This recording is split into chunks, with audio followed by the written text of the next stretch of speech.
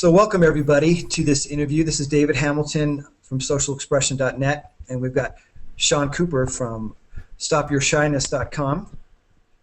And today we're going to be talking about a lot of different subjects on social anxiety. I'm really happy to be here with you, Sean, and I'm glad that you reached out to me to do this. Actually, you were the one who initiated, so good to be here with you. Mm-hmm. Yeah, it's good to talk to you today too, David. Cool. So we've had a lot of exchanges over email, and I have definitely a lot of questions for you that I think will benefit a lot of people listening to this, and I also have my take on some of these questions. So we might as well just get right into it. Yep, sounds good. Cool. So first, I would like to hear some about your social anxiety story and how you've made a lot of progress in overcoming it so it no longer basically dominates your life. Okay. Yeah, so basically, when I was growing up, I had really bad social anxiety to the point where I couldn't even really talk to people normally or make eye contact. In class, I would always be scared to speak up or raise my hand or do speeches. And that basically continued up until maybe 3 years ago, when my social anxiety, it got to the point where I was kind of sick and tired of having it. So I decided to figure out how to fix it. So I went out and I read a ton of books, a ton of audio courses, basically looked at almost all the information that was out there on overcoming shyness or social anxiety, and I decided to fix my issue. How about you, David? What's your story related to social anxiety? Mine, it's funny. I was talking with somebody about this actually last night, and it probably goes back further than I thought, which was funny when we were talking about being in class. It's such a huge one. But really a lot of it started when I went from elementary school, here in the States we call elementary school, to junior high or middle school. And it's kind of on that awkward transition between, for me it was awkward because not only is it between that transition into puberty, but I actually moved states to a different, and lost all my friends and everything that I had. And I was on the shy side already as a kid. So when I moved from a state called Idaho to Colorado, I didn't know anybody, and I took to my studies a lot and hit the books, and was kind of pretty much nerdy, pretty much the nerd kid. And over the years, I struggled with it, especially in class. I remember having teachers call me out for being smart, and other kids would pick on me, and in a sense, rightfully so. I didn't ever agree with the teachers doing that, because they're kind of using me as an example to make light of these other kids who are having problems, learning for whatever reason, or problems at home. I really thought that was unskilled of the teachers. And I think it really set in then emotionally in many ways. And it continued out through, 20s and 30s. Now, I'm one of those ones who saw other people and said, well, if they can do it, I can. And I kind of say that I made lists of behaviors to correct into my adulthood, like make more eye contact, say hi more, smile more. And sometimes I would, but I never had that consistency that I wanted, because it was almost like I was faking it on the outside and not matching up with what I felt on the inside. Mm-hmm. So it wasn't even until the last few years that I came upon some programs and some work and really said, I gotta get to the root of this and really handle this. And I really dove in and handled so much of it. And then I decided to start a blog, socialexpression.net, and then eventually create a course and do coaching and mentoring around overcoming social anxiety. Mm-hmm. So that's how I am here today. And for me, I still experience it. Sometimes I experience it, and the more that I talk to people about it that don't necessarily have it, they go, I feel social anxiety at times. So everyone feels a certain amount at certain times. And obviously what we're talking about here is when it's all pervasive in your life and it really dominates. It's all you think about. It just stops you from leaving the house or going to a party or getting a job, right?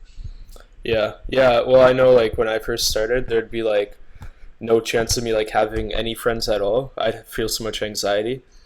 Or Yeah. even going to the grocery store and buying something from the grocery store, I'd feel extremely anxious. Like it was a long time ago, but I remember like I'd be like sweating and like shaking, having these physical symptoms of anxiety too.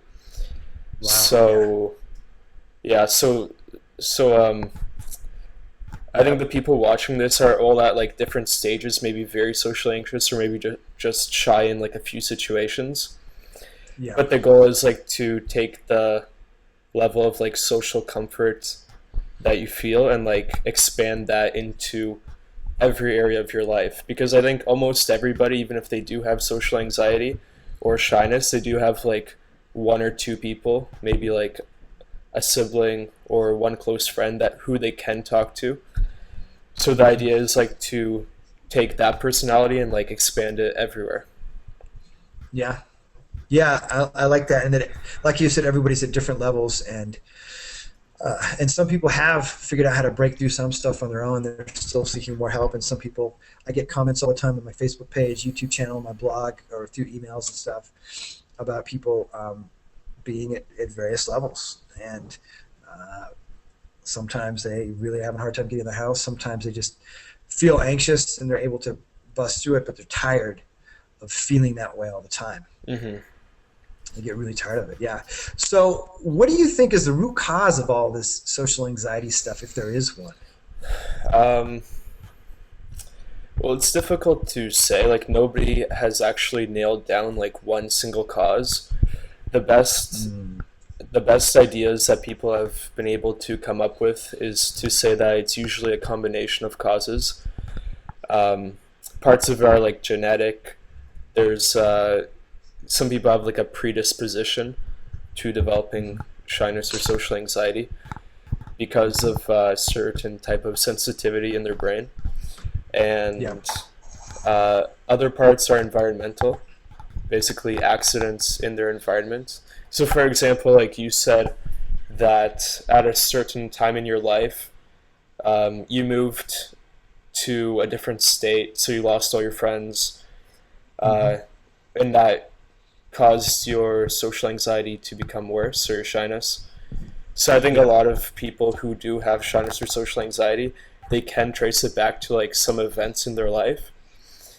Hmm. But on the other hand, there are people who did also move to like different states and they didn't get social anxiety. So I think it's always like a combination of environment and genetic factors, and you Yeah. can't completely nail it down to any one factor. Yeah. What do you think about it? I mean, yeah, from what I've seen and read, is for the most part, social anxiety itself specifically isn't, it's pretty rare that it's genetically passed on. I have heard of some cases and been emailed by some people saying my mom has it, my sister, my dad, my brother, or a bunch of them have it. Um, and so it's always interesting to say, well, did it kind of get bred into the genetics at some point on the line? So it was environmental and then it became. So there is that, but that's a smaller percentage versus people are predisposed to anxiety in general, maybe being a little anxious, and then that emotional experience happens, that social embarrassment happens in some way, and it gets burned into the brain, burned into our biology, and then it's not really, we're not aware of it when it happens. So there it is, and it's encoded in our system, and now it's running our world, so to speak. Hmm. Um, so to me, I mean, it's interesting to note that what most people say is some experience that happens, because you'll see a lot of people saying, well, this is just the way I am, and this is it. And I see a relation to the high sensitivity, because I was a highly sensitive kid and I'm still a highly sensitive person. I pick up on things and emotions and intuitions and stuff. And I've been told this by many different people over the course of time, that I do that. And I was like, and I didn't even know. And the more that I pay attention to that, the more I can realize too, part of the introvert thing too plays into it as well. Hmm. Um, the stimulus, in environments too, and realizing that it can be an energetic thing, that it may not always be social anxiety, maybe an energetic thing, but you know, I talked with a friend the other day, and we call ourselves outgoing introverts. Hmm. Um, I love that term because we're still introverts, and we used to be shy or socially anxious, and we've learned how to not be, but we still need to recharge. We still need to have that downtime. Yeah. We're not the life of the party. Hey, gregarious, jumping out there, boom. You know, the classic extrovert who needs to feed the energy off of Yeah. others around them. Yeah. I think Yeah, that's definitely a misconception a lot of people have. The difference between introversion and shyness or social anxiety. I yeah, think I'm definitely still an introvert too, and I also tend to yeah, be like really low energy. So if I'm at a party, yeah, I have in the past like once or twice been like a high energy guy like at a party, but usually like yeah, I need like time to recharge. Like I enjoy solitary activities, but the difference yep, between introversion and shyness and social anxiety is because one is based more in of like a fear of social judgment. The other is more yeah. of like a preference of what you like to do. Yeah, I like the way you said that. Definitely. And the way you recharge your energy and to see introversion as a strength. Because there's times I mean, I can get wild and crazy and jump around and have fun, but it's not the whole time, or it's, you know, it's going to be um, much lower than a typical extrovert. Hmm. Yeah. Uh, you know, I read over your course and I loved it, your ebook course, basically, your ebooks. And a lot of what you talk about is exactly what I talk about and teach, Hmm. with some minor differences here and there, just probably different styles or something. Now, I noticed that you've talked about how social anxiety um, isn't necessarily a personality trait, um, or what is, you know, is it, if we look at it from a disease standpoint, is it a disease, a disorder? What is this thing? And I know we talked about it a little bit here a couple minutes ago, but you know, when I get people saying this is just the way I am or have this disorder, you know, what do you think about that whole Hmm. subject? Um, it's it's an interesting question for sure. It kind of relates back to what we were just saying about introversion. Mm, I think there is like to a certain extent, like people do have some parts of their personality which are fixed. mm-hmm. Um, but I think it's a lot less than what most people assume to be true. And I Mm-hmm. think when it comes to social anxiety, it's not like a personality trait. It's more of a situational reaction. It's Mm-hmm. uh, it's basically a way that your mind and body have learned to react to different situations because it expects danger. I mean, basically, Yeah. what social anxiety is like a fight or flight response to what it perceives as danger. Like when you walk up in front of a room and you have to do public speaking in front of a lot of people, basically Yeah. there's a circuit in your brain which is the reason why you get anxious is because part of your brain is uh, is worried about the disapproval because it relates back to survival. I don't know how much we can get Mm-hmm. into this here, but that's Yeah. basically that's what science tells us what happens. Right. um, Yep. and you can see it in yourself. Like observe like how you act in different situations. Like if you have a couple of people who you're comfortable around, you Yep. can be you can talk to them fairly easily. When you're around Mm-hmm. people who you're not that comfortable around, you can't talk to them so easily. Mm-hmm. So um, so if you observe your own behavior, you see that it changes and it fluctuates depending on the situation, and Yeah. that means it's not really part of your core personality. That's my Mm, opinion. interesting. Yeah. Interesting. Yeah. How about you? Yeah. What do you think of the? Yeah. I think that, you know, if we're talking about, you know, the disorder, I call it a condition, because I can see people getting so identified with I am, you know, I have this, and basically that I am in a sense this disorder, Hmm. that becomes their life. And it's a tricky mental game, mental emotional game, and you know, it's in a sense we're filtering the world through I'm disorder and I'm always recovering versus, okay, when's the point where I'm going to let this go and say, depending on the progress made, it's like I've had this condition and now it's not me. It's really not me. It's not like my core personality, like you said. Yeah. It might be part of something that I deal with, but it's not me. Just on the same token as, I don't want to get too philosophical, is that I'm not necessarily David. That's just the name I've been given, right? You could just like you could change your name. Not that there aren't certain behaviors associated with this and reactions in social situations, but it's the same thing. While some people go to the store and they're just freaked out, and they could be driving and they're fine, and then vice versa. Somebody's driving and they freak out, and then going to the store is easier for them. So what is in different situations it can show up differently. Because somebody's quiet at a meeting and they're new to a meeting and they don't know the social structure and the hierarchy and who's the boss, doesn't mean they have social anxiety. Maybe they're listening and checking out, when it's appropriate to respond in their place in that hierarchy as well, which isn't necessarily social anxiety, but it's easy to assign that to everywhere I go. Okay, well, if I'm not speaking, then there must be something. Well, let's take a look at the beliefs and story constructed around that and how that's filtering our realities. That's the approach I use. And I certainly, when I work with people, I don't work with everybody. I explain this is how I view it.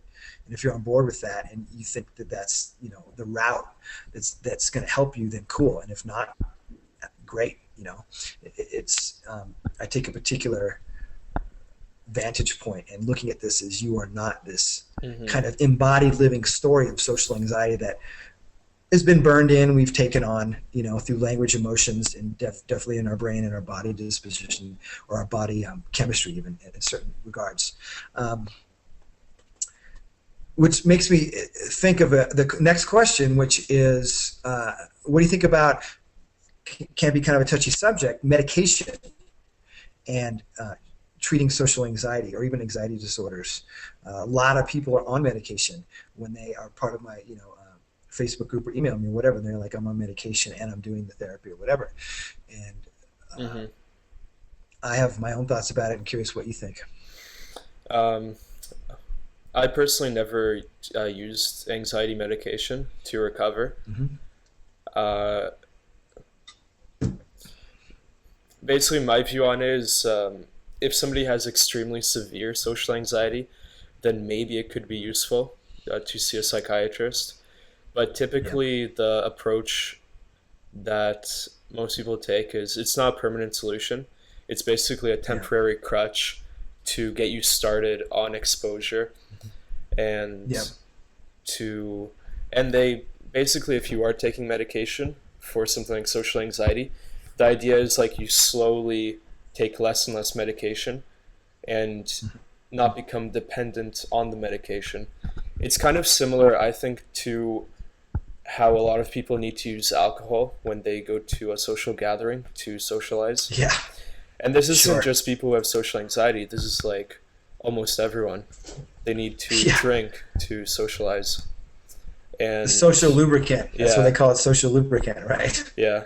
And I mean, it's okay to an extent, I guess. I don't drink much myself, but I think if somebody is watching this and they're considering taking medication, you should know that there's like a commonly accepted view that every mental type of everything wrong with you mentally is like a chemical imbalance, and you need medication to fix it, like depression or anxiety. And that's simply not the case. It's a lot to do with belief systems and your habitual thought patterns, and those can be changed. Yeah. And there have been plenty of scientific studies that have done combined like tests against placebos or mindfulness meditation, and they've performed equally well as medication. So. Yep. I've seen those too. And by the way, of course, we're not doctors. We don't give medical advice. This is just our opinion. So, but you have to check with your doctor. That's up to you. If you want to use medication and all that, that's totally up to you. But I'm of the same thing of these pharmaceutical companies, very interesting companies what they do and how Mm-hmm. they make money. And sure, there are medications out there, especially for extreme things that they've shown, but the stuff can be quite dodgy when it comes to anxiety and even depressive disorders at times, depending on what we're talking about. And I'm saying depending, but whether it's placebo effect or the fact that they were given a pill by an authority figure. And so because they know, I've seen a study on this where they say that because you're given an authority, you believe it. And because you start seeing the side effects, you believe it, you're on it, and so you believe it's working. Mm-hmm. So interesting, and I'm not saying that's right or wrong. I think it's interesting to think about when we think about medication and the side effects and things like that as well. Now, if somebody is so bad in social anxiety, and that's what it takes to get them up to the baseline level so they can start doing the work on themselves, hey man, no judgment, that's fine. Yeah. But, and I'm glad that most people agree, because I've seen so many times they comment and say, well, it didn't work. It worked and then it stopped. It didn't actually address the root of the problem. It's just masking the symptoms. It's not addressing the thought patterns, the emotional patterns, and really getting in there and seeing what's happening from inside themselves and kind of expanding the reality and pushing their into their challenge zone, out of their comfort zone, because it's more comfortable to be socially anxious than it is actually to challenge it. And it's not aware of it. And I always say, to the point you're at when you realize you have it, don't blame yourself for having it, that you're here. But if you really want to overcome this type of thing, you've got to take responsibility, response-ability to do it. And you really got to commit. Like it's not it's not a small commitment or necessarily an easy thing to do, but it can be done. Yeah. It can be done. Yeah. I mean, I'm obviously not a doctor either, so what I'm saying is just my personal opinion, but it is based in research and like what I've seen working with people who have social anxiety. And what I relate it to is what I relate overcoming social anxiety to often is losing weight, because there's a lot of people who try to lose weight and they fail, and it's because it's not easy. It's simple. The process for losing weight is actually pretty simple. Eat less, exercise more, but it's not easy to do and to follow up with it, because it involves a lot of negative emotions, breaking old habits, overcoming past addictions, like psychological addictions. Yeah. So agreed. And emotional addiction. We get addicted to those emotional patterns, which is so hard to see when we're in it, because it's like a subconscious thing on a more subconscious level. Yeah.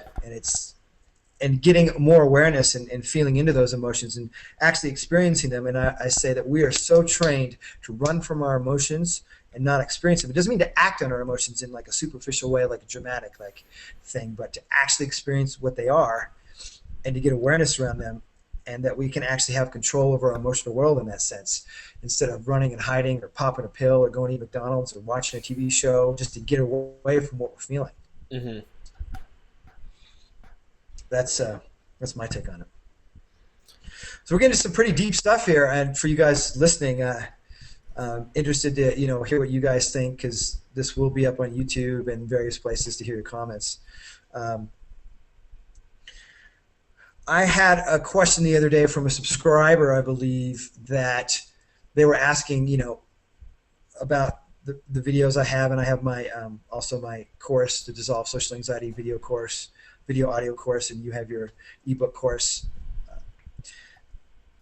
about exposure work. And is that necessary to overcome this thing? Can you just do a course at home and kind of figure it all out, or do you have to do exposure work?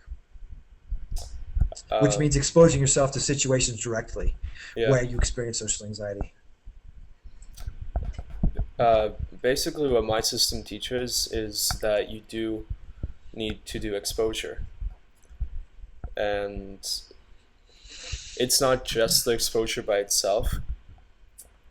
You also need to do it in a specific way in order to unwire the anxiety pattern in your brain. But the first step to do is to stop avoiding the situations which cause you to feel anxiety. And Yeah. in my opinion, there's no way around that. Like, it is going to take pushing yourself into discomfort and Mhm. becoming used to, um, like, when you see a situation that you might have tried to avoid in the past or run away from in the past, you have to um, decide to push into it while still being afraid to do it. So, like, feeling the fear in your body, but still Mhm. doing what you're afraid to do, whether that's public speaking or talking to someone on the phone or going into a job interview or whatever the situation is. Yeah. Um, yeah, in my opinion, exposure is like, it's not everything, but it's absolutely like a fundamental building block to overcoming shyness or social anxiety. What's your opinion on this question? There's no way around it. There's absolutely no way around exposure. You know, there's so many things like visualization and stuff and mental rehearsal, and there's something to it. But, and some people say, well, the mind can't tell the difference. Well, if the mind can't, the body certainly can, because I know I've been through it, and you have too. And if you think you're going to be able to sit at home and visualize yourself out of social anxiety, I'm sorry, it's not going to happen, or it's going to be the extremely rare case. It's not that you can't support yourself and do stuff at home. Absolutely, to do that, but we have to expose ourselves. And I say we want to do it in an incremental way and ramp up. We don't want to jump into the most difficult thing at first. It doesn't make any sense. And that's the traditional cognitive behavior therapy, behavioral hierarchy. Mm-hmm. And I use that in my program as well, amongst some other approaches. And I think that you have to do it, but it's a matter of what does it take for a human being to shift their patterns and change, and it's got to be clearly it can't be where they're at. They can't stay doing what they're doing, and they can't stay believing what they're believing and feeling what they're feeling in a certain regard, or experiencing their feelings and emotions in the same way. It has to be done so it pushes outside of their comfort zone just enough so it's a challenge, but not too much so that it all collapses in and they give up. Mm-hmm. And that's how progress is made. And from everything I've read, studied, done, it's like, and there are ups and downs. It's not this constant curve. It's more like you make progress, you go back down. It's called a setback, and it's kind of like a wavy thing. But overall, you're making progress over time. And that timeline, hard to say, depends on how long you've had it, number one. Um, what your experiences was of getting it, and how deep that goes for you, and your commitment to doing it, usually over the course of years, to be honest. Mm-hmm. For most, not everybody. I had a subscriber who said, hey, I'm unsubscribing because your free stuff helps so much. Great, and I don't need to be here anymore. Thank you. A rare case, but this person may not have been a deeper level, and they clearly were very committed, very committed, and using my sources and some other sources, and really going out there and doing the work. Mm-hmm. Yeah. Yeah. Yeah. I think the exposure part is like, it's not it. See, the problem is it's not a very sexy marketing appeal to say you have to push into your fear, but Nope. that's definitely a part of it. And I think the second part, Yep. because basically what we both teach is like a cognitive behavioral type of approach. Yep. So that's like the behavioral approach. You have to change your behavior Yep. if you want to get different results. It's like there's an old saying, if you keep doing what you've always been doing, you'll keep getting the same results you've always been getting.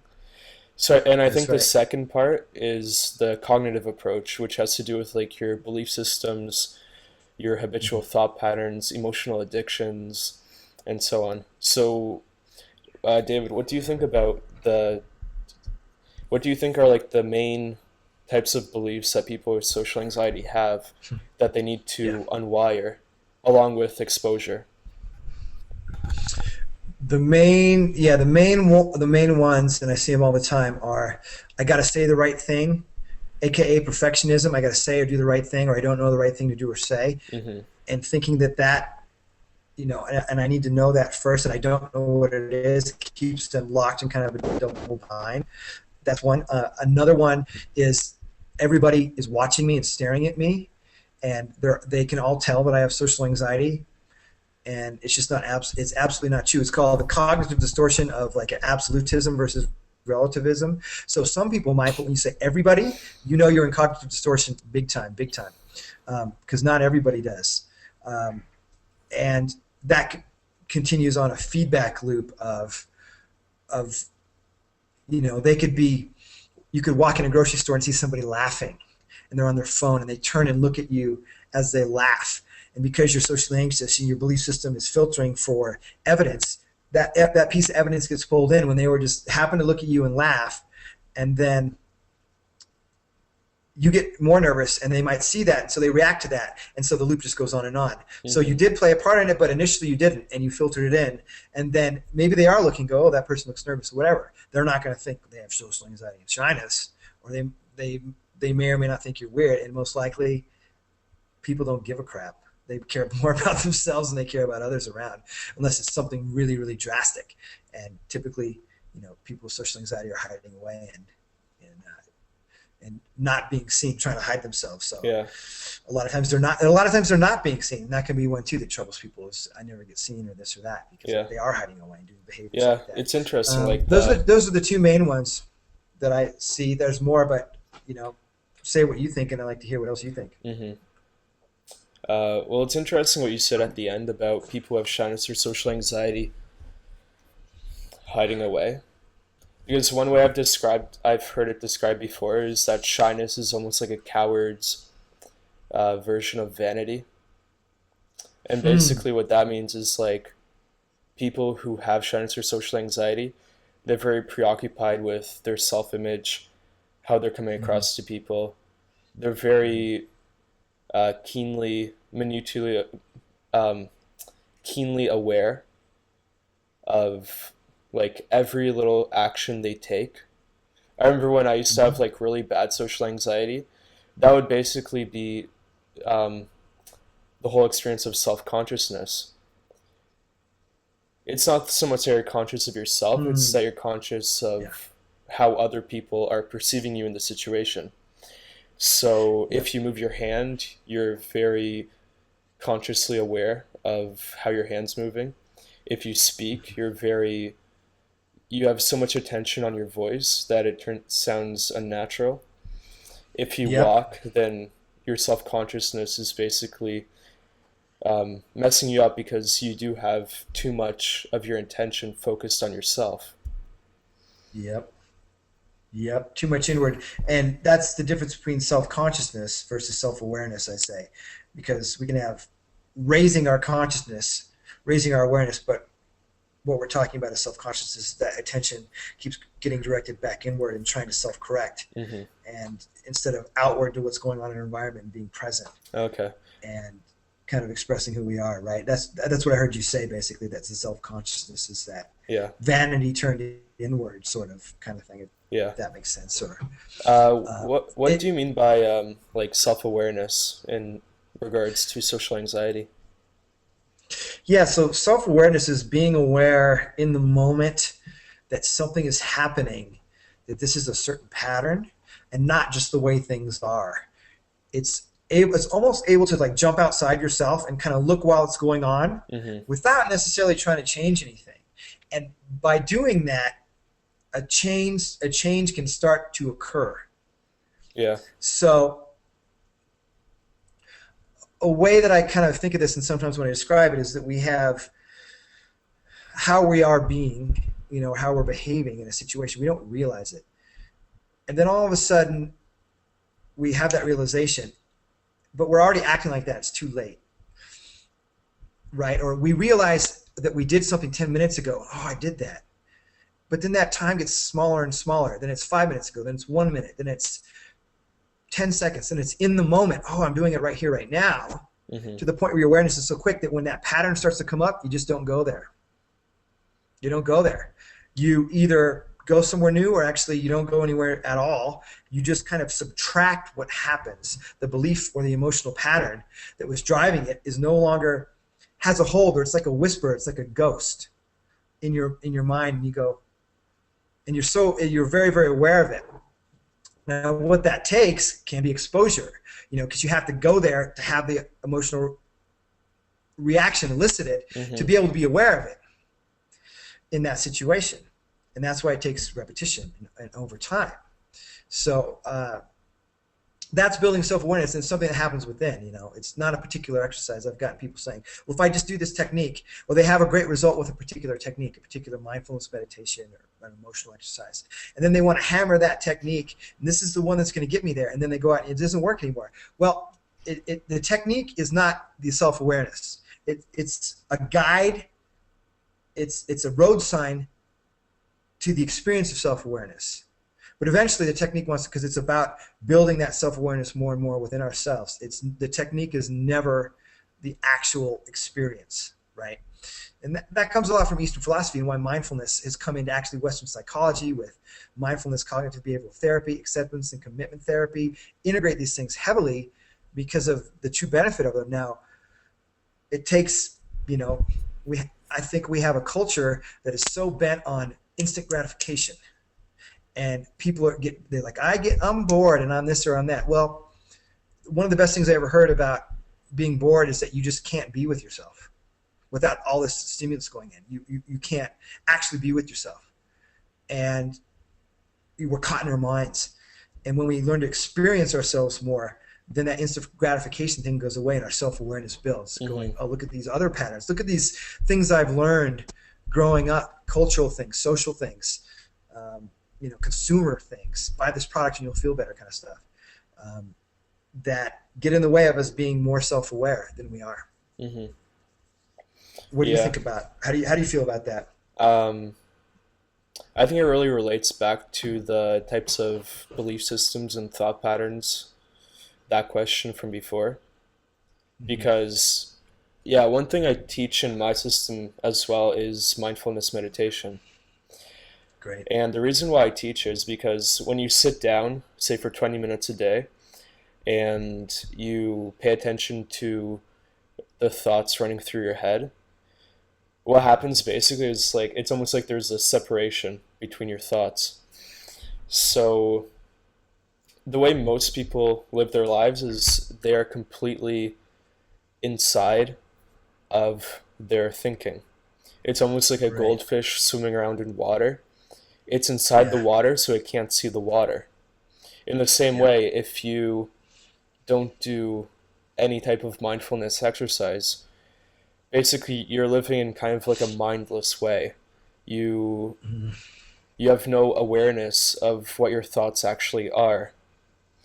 So when you do something like mindfulness meditation, you basically are able to step back from your thoughts and you can actually observe them from a distance. Mhm. And when you do this for longer and longer periods of time, what slowly starts to happen is that when you have,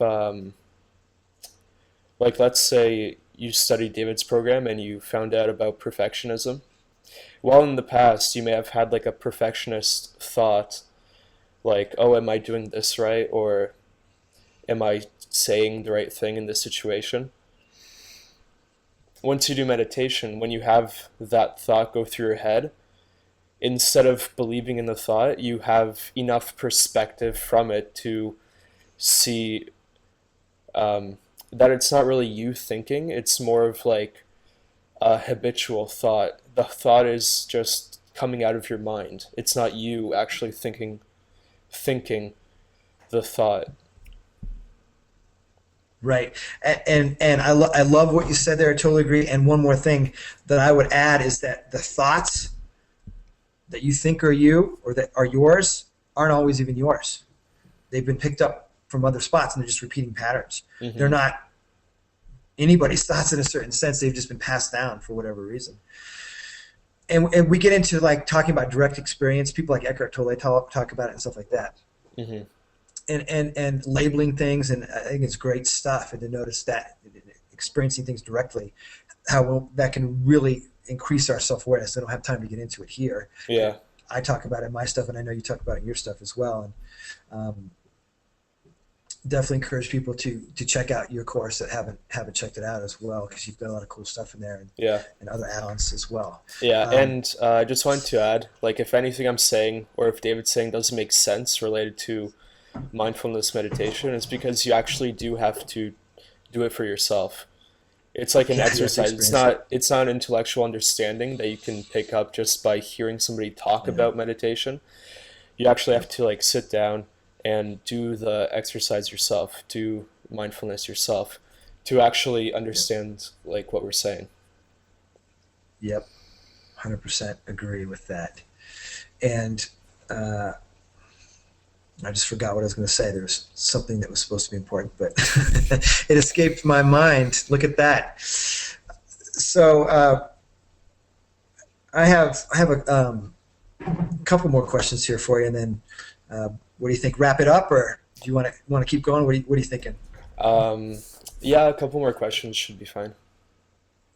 Cool. Don't want to make it too long for you guys watching, because I know I can't stand too long interviews, but hope you guys get a lot out of this watching this, and it's been helpful. Um, what about this idea of fighting your anxiety, uh, maybe battling it, fighting against it? Hmm. What do you think about this concept? What's the right way to approach that emotional state when it hits us? Um, well, basically, the right way to approach it, in my opinion, is through acceptance. So, what most people who have social anxiety try to do is they try to repress the feelings of anxiety or nervousness because they're afraid of other people seeing them being anxious. And that basically builds like a loop, a self reinforcing loop where you're a little bit nervous and then you don't want other people to see you're nervous because of your social anxiety.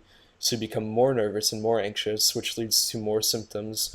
Maybe you start sweating or shaking, and it just keeps um, basically, if you try to fight it or if you try to hide your anxiety or try to not feel it, it tends to spiral out of control, out of your control. Mhm. So this is why acceptance is such a counterintuitive approach to dealing with anxiety, because when you accept what you feel in the moment, kind of like how you said, direct experiential awareness, Mhm. um, if you stay with your anxiety and you feel like what you're feeling in your body when you feel the anxiety, you accept the feeling. You don't try to make it go away. You say you accept exactly how you feel. Then paradoxically, like it tends to dissipate on its own. What do you think about fighting anxiety?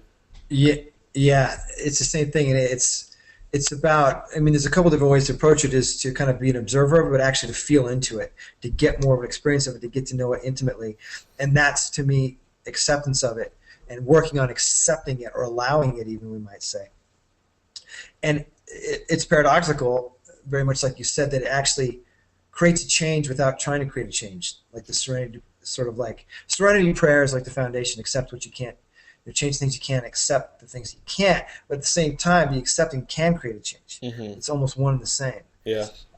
It's the easy, There are times when, yeah, you can fight through it, but in the long run, it's not the most effective way or the path of least resistance. Because we're talking about resisting and going against what's already in our system that we can't control. In a sense, it's already in there. That our biochemicals are firing, our adrenaline's rushing, our cortisol's up. All those things are going, depending on what level we're at. If we're near panic or whatever, Mm-hmm. and that's in your system. It's running. So what are you going to do?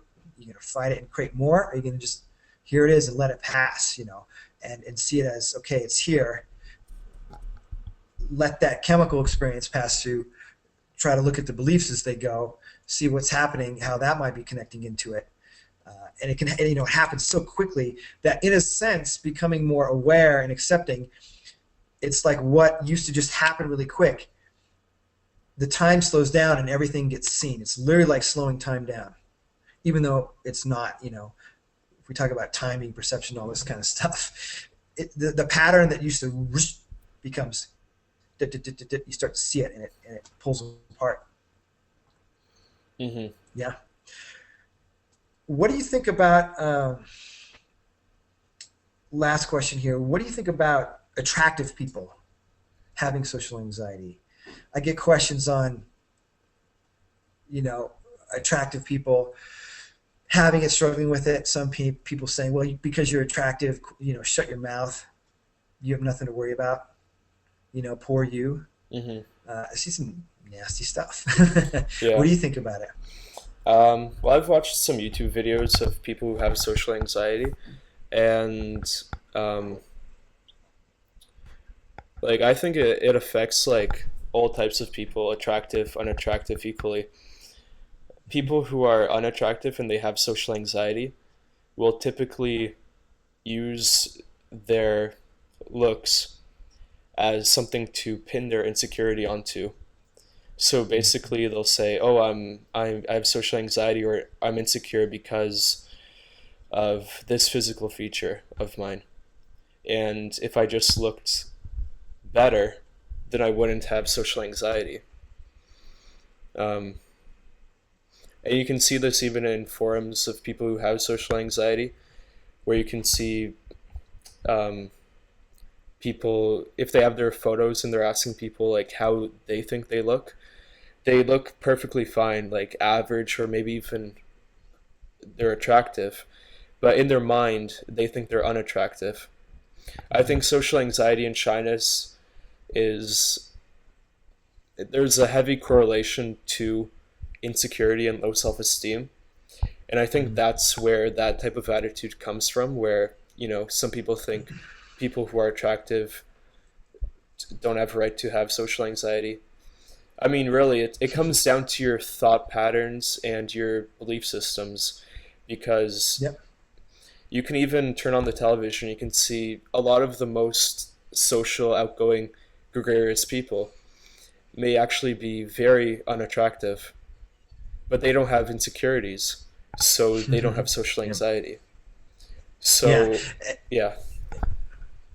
Yeah. And those unattractive people have accepted that unattractiveness, although with attractiveness too, we can look at a lot of things. Certainly there's physical attractiveness, and there are different things between men and women, but there's style.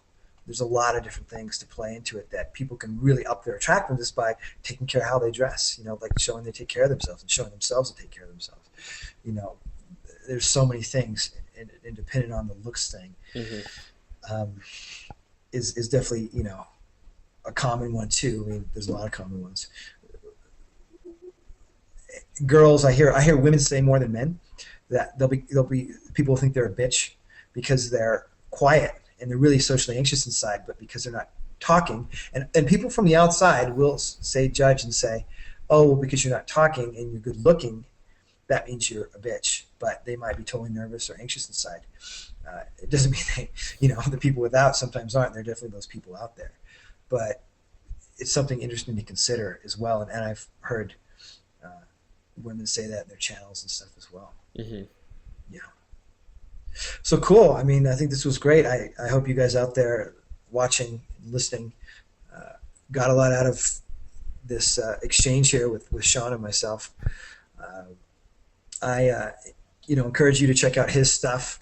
And your URL again is, It's do you want to say it? shynesssocialanxiety.com. Yeah. Shynessocialanxiety.com. Cool. Cool. And mine is socialexpression.net for those of you that don't know, because I too am all about not only helping people abolish the fear of what others think and dissolve these negative beliefs, but also get to a more socially, what I say, expressive place to be Hmm. more themselves in the end and more relaxed with that as well. Yeah. And So cool. Do you have anything else you want to add? um, I just wanted to say I took a look at your website, and like I'd highly recommend for anybody to check it out if you do have shyness or social anxiety, because you post like a lot of great articles and videos up there. Um, yeah. Yeah, thanks. And I have mine's a more blog style. Yours is a little bit different style, I think, as far as when you come to the main page. And we're going to be doing a webinar soon, which I'm happy we're going to be doing. We're going to be I guess we haven't decided quite yet what the topic will be, but something where we'll provide some good information and have some Q&A and have people be able to interact as well with us. Yeah. So looking forward to that soon. So you guys, please check out Sean's stuff. You can check out my stuff if you like, as always. We'll have links around below this video, depending on where it's posted. And that's it. Everybody out there, take care, and thanks again, Sean. All right. Yeah. It was good to talk to you, and I'll see you in a bit. Yep. Take care.